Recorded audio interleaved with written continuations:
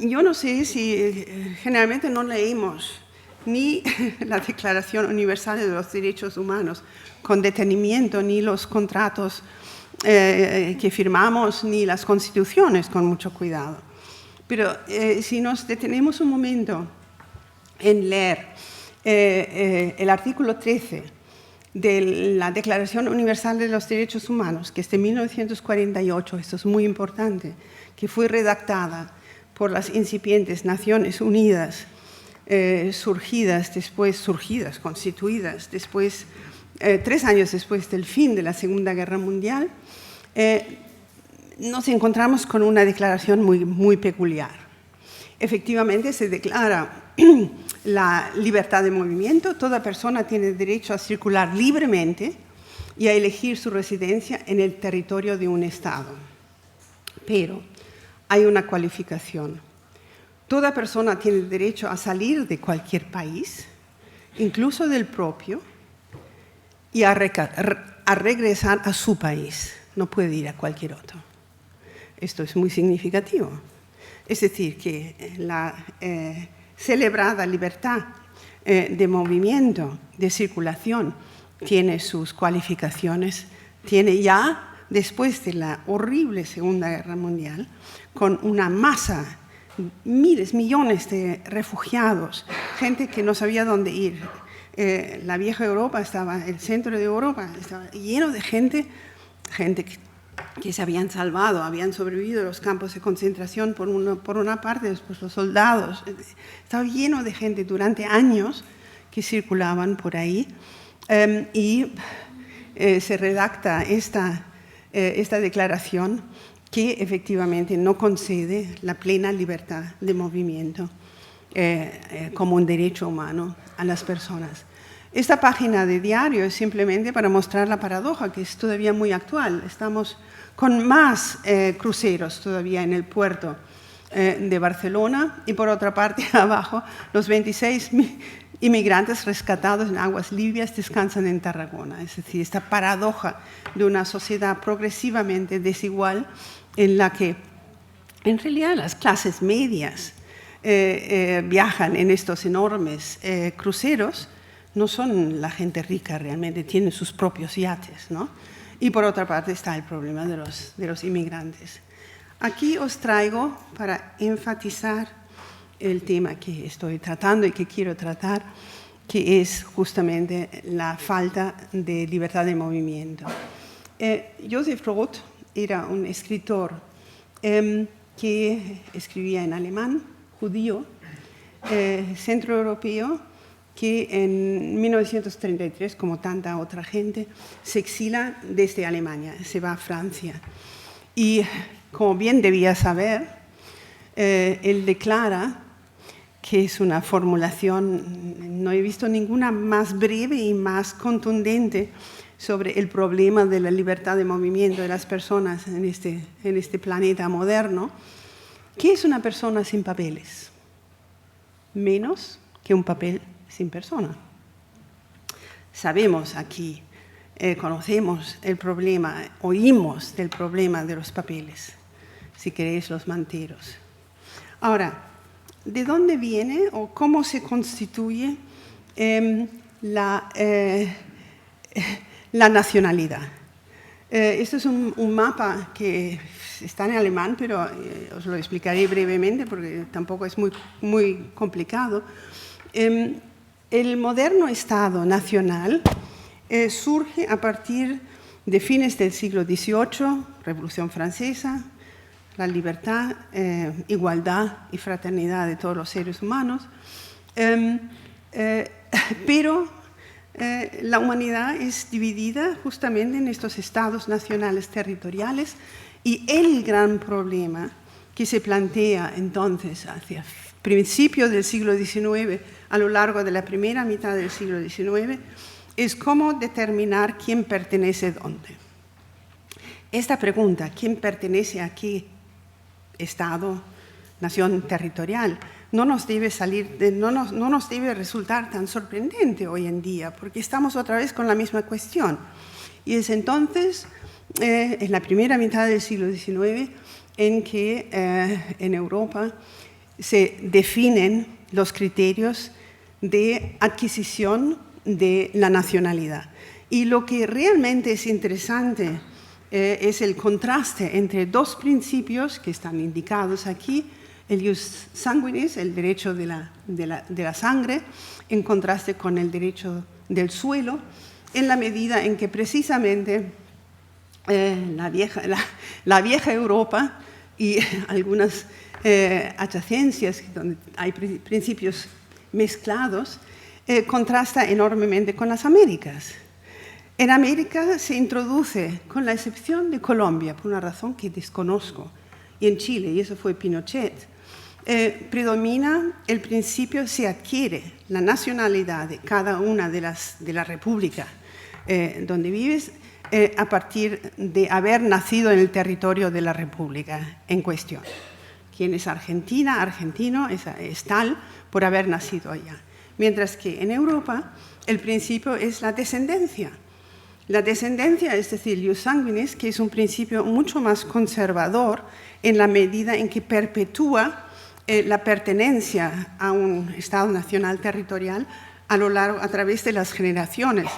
Un problema actual muy claro es por esto que los hijos de inmigrantes que ya viven aquí hace años no tienen derecho a adquirir la nacionalidad a menos que sus padres la hayan adquirido en tiempos más benévolos, que ahora ya es bastante más complicado. Es decir, que es así como mediante estas normas, yo lo llamo la naturaleza diversa de la nacionalidad, mediante estos dos tipos de normas se regula y se legitima la pertenencia a un Estado nacional específico. Solo añadir con respecto a América, a las Américas, la pregunta es, bueno, ¿por qué, no? ¿Por qué decidieron, en contraste con Europa, introducir el principio del nacimiento en el territorio? Era muy simple, para europeizar la población. La población indígena quedó en segundo, tercero o cuarto lugar, ¿no? Era una forma de dar la nacionalidad argentina, colombiana, bueno, Colombia no sé cómo fue, brasileña, etcétera, a los inmigrantes inmediatamente, de manera que sus hijos, hijas, eran nacionales y, claro, de origen europeo. ¿Por qué? ¿Y qué efectos tiene esta fragmentación del planeta en estados territoriales? El mundo del capitalismo corporativo, sabemos, entre tanto, todas y todos, que lo que sí que circula libremente por el planeta es el capital. De manera un poco más restrictiva, las mercancías, pero quien no circula son las personas. Aquí planteo otra pregunta fundamental. ¿Cuál es entonces la razón de la persistencia del Estado nacional en este mundo globalizado, donde todo circula todo el tiempo de manera absolutamente acelerada? Pues por dos razones. Para controlar el movimiento de las personas a través de las fronteras, construyendo muros o murallas o expulsándolas, y simultáneamente controlar el mercado internacionalizado de trabajo, que entre tanto el mercado internacional del trabajo está segmentado por sexo y por papeles. Es decir, hay los nacionales y hay los extranjeros. Esta es otra viñeta del Roto.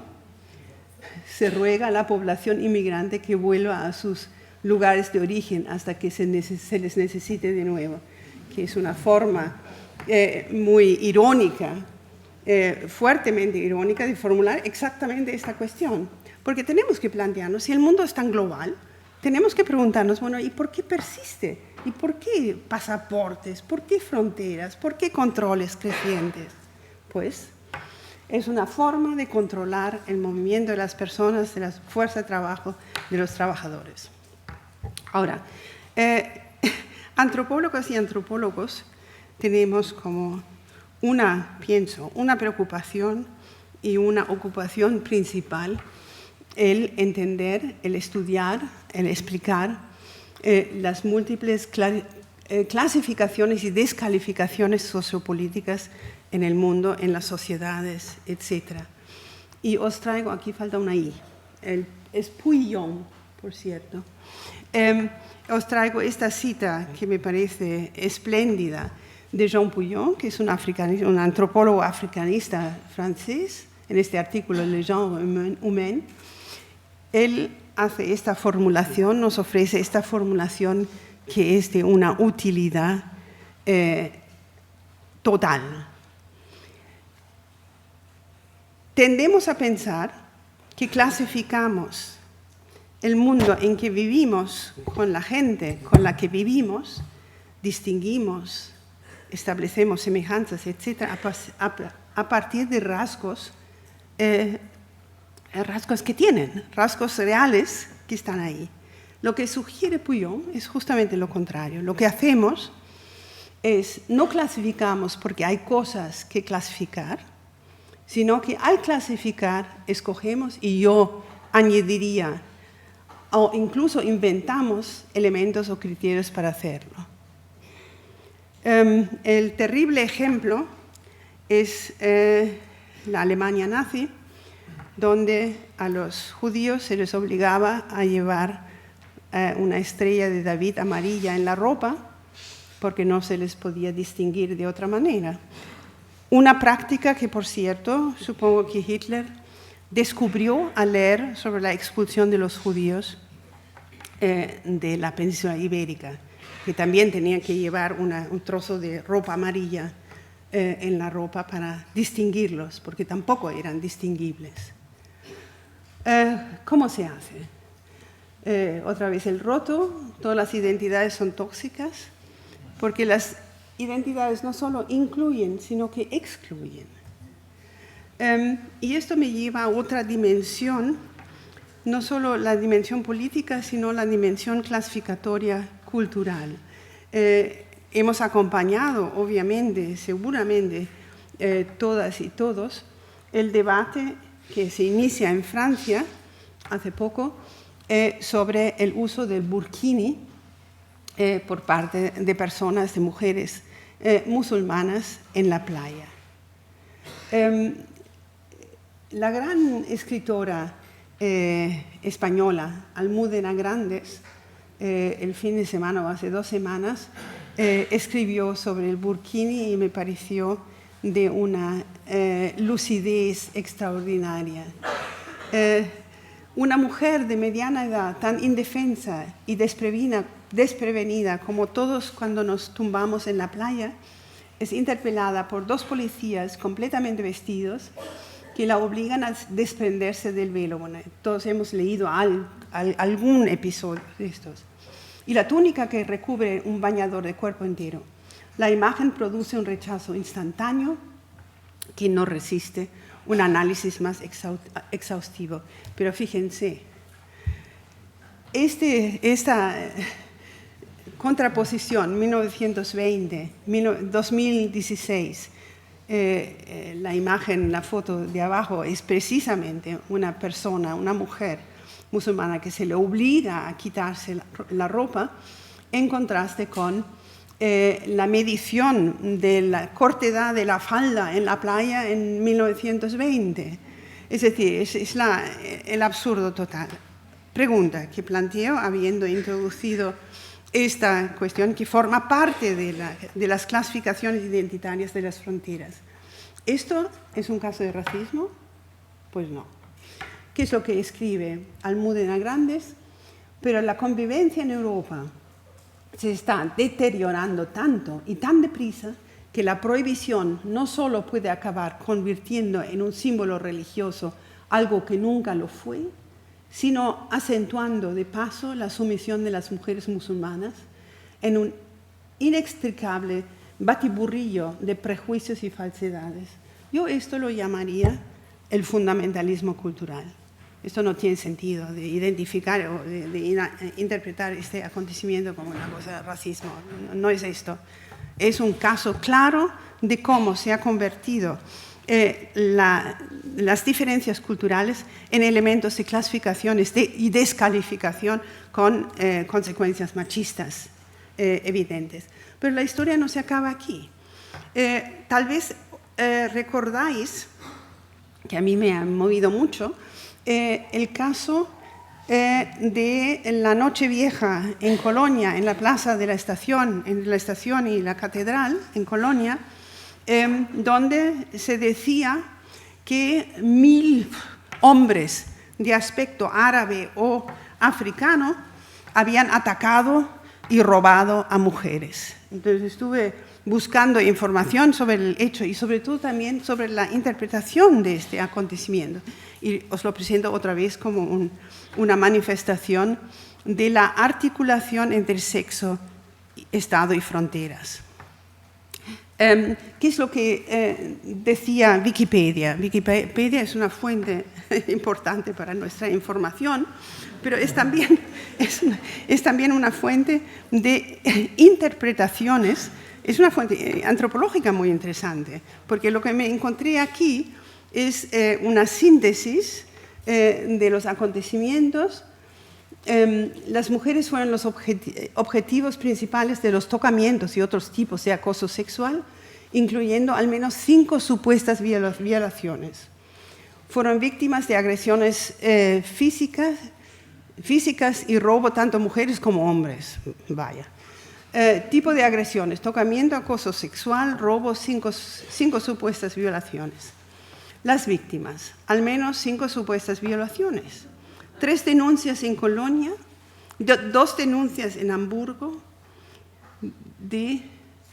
Se informó de 2000 casos de acoso sexual, y esto fue la prensa, y robo. 1529 crímenes en Colonia. Y ahora viene la información más dramática. Perpetuadores: hombres de apariencia árabe o norteafricana. Número de participantes, más o menos 2000. Esta definición fenotípica de los perpetuadores desapareció en las siguientes 3 semanas, porque debe haber habido denuncias de la suposición, de la imputación, de la identificación perversa de esta gente. Aquí tenéis justamente las intersecciones, fronteras, sexo y cultura. ¿De qué se trata en realidad? Como alguien me comentaba con toda razón, es la manifestación. Sabéis que en Alemania está surgiendo la extrema derecha, Alternativa por Alemania, que es un nuevo partido, y después está Pegida. Es decir, la reacción fue, incluso se habló de refugiados, lo cual me pareció perverso. Estos, entre comillas, refugiados, inmigrantes, están acechando nuestras mujeres, porque en ningún momento se dice nada sobre el que estas mujeres no fueran alemanas, fueran refugiadas o inmigrantes. No, eran todos de allá. Es un caso particularmente dramático que produjo en Wikipedia, lo cual también es significativo, un dossier de 30 páginas, que es inusitado en el caso de esta fuente. Todos los incidentes consistieron en mujeres siendo robadas, rodeadas y acosadas en la calle por grupos de hombres. Hubo más de 1.900 víctimas y se informa que estuvieron implicados en Colonia hasta 1.000 hombres que actuaron en grupos de varias docenas. La policía sostuvo que los perpetuadores eran hombres de aspecto árabe y norteafricano, etcétera, etcétera. Pero ¿qué pasa con la justicia? Esto es en mayo. Hubo intentos de juicio. El primer juicio por agresión sexual que se ha celebrado en Alemania en relación con esta supuesta ola de agresiones no acabó porque la víctima no pudo reconocer al supuesto culpable. Es decir, que realmente, bueno, y este es un pobre argelino acusado por las agresiones de Colonia junto a su abogado durante el juicio, y tampoco no se reconoció. ¿Por qué os presento este caso? Porque pienso que es un caso... a ver, ¿cómo se llama? La corrida de toros de Pamplona. Este año hubo varios casos. Sí, no, yo creo que hay que tener en cuenta estos acontecimientos que no son ficticios, son reales, para identificar, circunscribir el elemento nacionalista excluyente de este tipo de noticias. Bueno, y si vais yo no voy a discotecas, pero tengo entendido que hoy en día ir a discotecas, la gente joven también se trae implica peligros, ¿no? Es decir, lo que quiero mostrar aquí es ir más allá de una caracterización de las clasificaciones y descalificaciones culturalistas fundamentales y mostrar cómo se interseccionan más elementos como fronteras fronteras con clasificaciones sexuales y descalificaciones de los perpetuadores. Una de las consecuencias es que esto está pasando aquí también. Alemania endurece las leyes contra la violación después de acosos en Colonia, en Nochevieja. Se ha escrito bastante y se ha escrito desde una perspectiva feminista. Es un caso complejo y podemos discutirlo después, porque claro, se plantea una articulación perversa entre conductas agresivas, machistas, atribuidas en un mundo lleno de fronteras y exclusiones.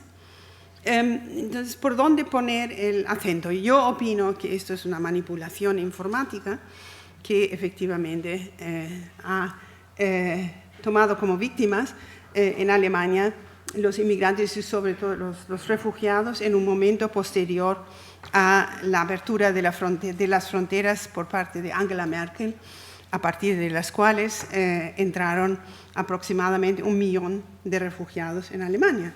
Y Angela Merkel continúa manteniéndose en su postura que recibirán inmigrantes.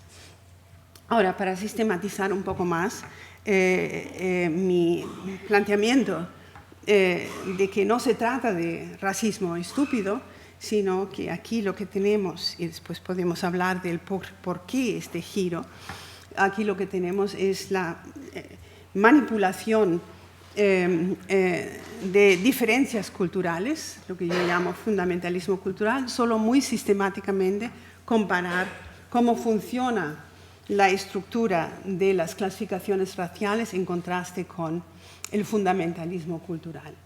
El racismo científico inventa la categoría raza en el siglo XIX, no, en el siglo XVIII, de hecho, y es el fundamento, la suposición de que los seres humanos, la humanidad está dividida en esta cosa que se llama razas, que sirven como substrato de las clasificaciones. La naturalización de la desigualdad social. Y el fundamentalismo cultural es esta idea, todos los seres humanos están dotados de cultura, es el modo de vida, es un término, una noción muy benévola. La humanidad está compuesta por una multiplicidad de culturas distintas, inconmensurables, y el soporte ideológico del fundamentalismo cultural es la xenofobia como constante antropológica. Y aquí os doy un ejemplo. Cohn-Bendit, uno de los líderes del 1968 francés, en 91 era el encargado de asuntos multiculturales en Frankfurt y escribe en un artículo con un colega, Schmidt, que es una cosa increíble. Aquí tenemos el proceso de naturalización, esencialización de conductas que podemos demostrar que son sociopolíticas. Ellos tienen una cultura y costumbres distintas, ese es el problema. La indignación sobre la xenofobia, el Fremdnas, el odio al extranjero, al distinto, que sugiere como antídoto una política de fronteras abiertas, es de alguna forma falsa y peligrosa. Por si la historia nos Pues la historia nos ha enseñado algo, es esto. En ninguna sociedad ha sido innato un trato civil, amable, de los extranjeros, lo cual no es verdad. Hay muchos indicios de que la reserva ante el extranjero constituye una constante antropológica de la especie, es decir, que es innata a la especie humana. Y la modernidad, con su creciente movilidad, ha hecho este problema más general. Es increíble, este es un señor que es diputado en el Parlamento Europeo, entre tanto.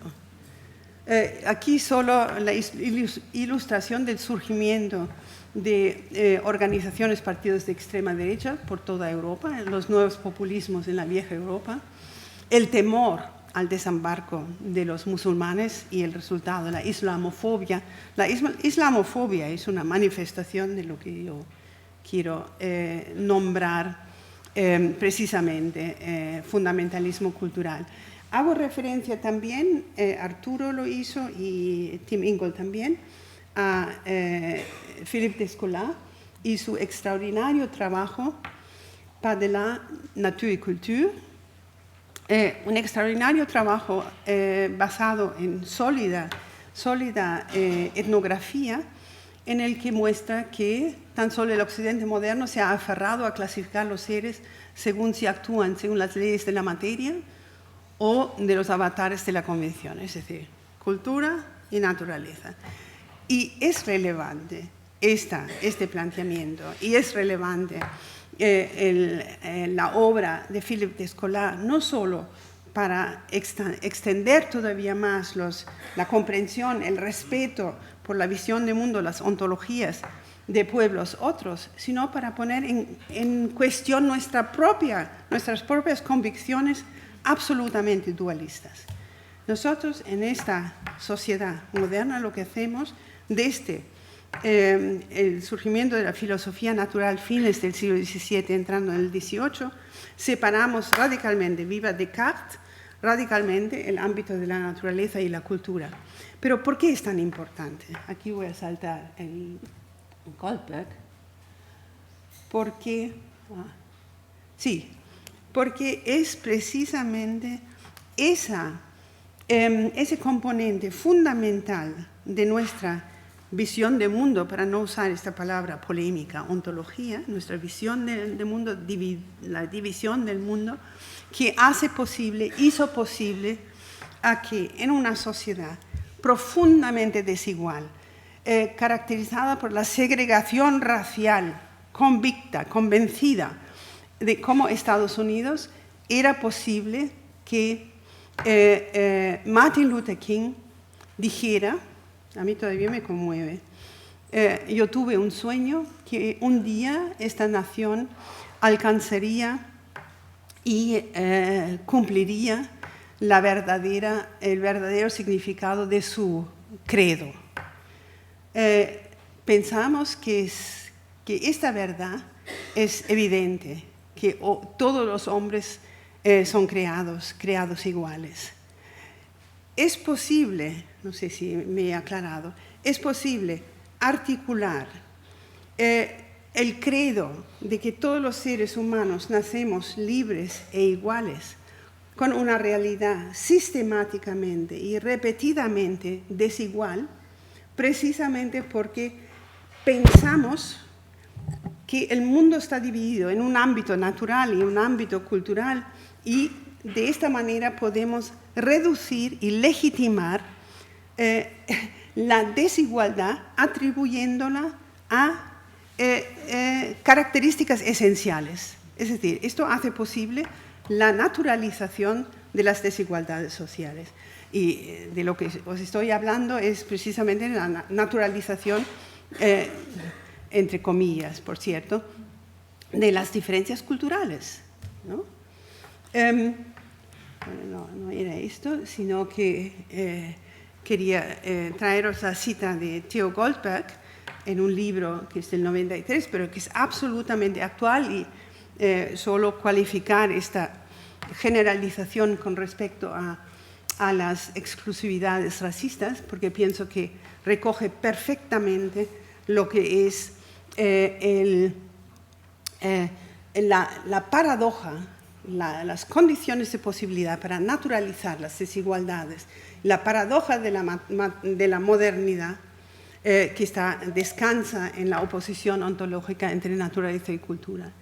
El liberalismo pretende trascender las diferencias históricas, sociales y culturales particulares. Se preocupa por identidades generales abstractas que unen a las personas por razones morales en vez de aquellas identidades que dividen de modo político, cultural, geográfico, temporal. Esta es la paradoja, tal vez la ironía de la modernidad. Cuanto más universales son los compromisos de la modernidad, con la igualdad de todo el mundo, tanto más abierta y determinada está por los semejantes de la especificidad racial o cultural y la exclusividad racista o culturalista. Yo pienso que es uno de los pocos autores que he encontrado que precisamente percibe esta paradoja. No es una contradicción así simplona, es consubstancial con la modernidad. Bueno, no os voy a molestar con Bourdieu. Pero con mucha gana os traigo esta foto de la pancarta que hicimos en junio de este año, la lucidez de las feministas, en las jornadas radicalmente feministas de Barcelona. Fíjense, abran las fronteras, mujeres libres en territorios libres. Eso es una alusión a la cuestión catalana, por cierto. Pero abrir las fronteras, esto fue fundamental. Lo que falta añadir todavía es que, claro, las fronteras son un producto del Estado Nacional. Las fronteras no se crean así nomás, arbitrariamente. Y para acabar, ¿cómo estamos de tiempo? Vuelvo a fines del siglo XVIII. Una declaración de Abbé Augustin Barruel, un jesuita rabiosamente antijacobino, que creo que, a mi modo de ver, resume de la mejor manera posible la lógica del creciente exclusivismo que se manifiesta en las fronteras, en los cierres, en las exclusiones de los refugiados, etc. En el mismo momento en que los hombres se unieron, en el mismo momento en que los hombres se unieron en naciones, dejaron de reconocerse unos a otros con un nombre común. El nacionalismo o amor a la nación, l'amour national, ocupó el lugar del amor a la humanidad en general, l'amour général. Extender los territorios propios a expensas de quienes no pertenecían al imperio de uno se convirtió en una virtud. Para lograr esto, se tornó permisible despreciar a los extranjeros, engañarlos, causarles daño. A esta virtud se le llamó patriotismo. Si es así, ¿por qué no definir este amor de forma aún más estrecha? Así se vio como el patriotismo daba origen al localismo o espíritu de la familia. Y por último, al egoísmo. Parece de hoy. Gracias.